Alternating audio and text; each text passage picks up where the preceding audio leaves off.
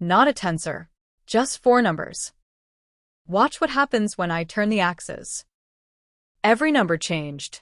The shape didn't. Physics can't depend on which axis you happen to draw. Stress in a beam, the spin of a body, the curvature of spacetime. The object is real. The numbers are bookkeeping. Start simpler. 1 arrow. In this basis, it's 3 and 1. Turn the basis. New numbers. Same arrow. So the vector was never the pair of numbers. It was the arrow, plus a rule for how the numbers must change. Now, generalize. A machine with slots. Feed it 2 arrows.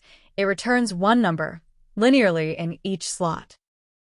Pick a basis and the machine becomes a grid.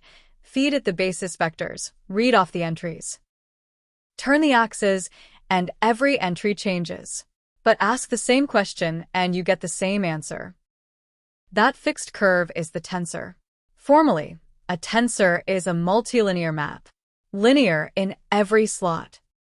Its components are what you get by feeding it basis vectors. And this is the rule that makes it a tensor rather than a table. Numbers change. Object doesn't. A tensor is not a grid of numbers. The grid is its shadow in one basis. It's a question whose answer doesn't care who's asking. The components change, so the physics doesn't have to.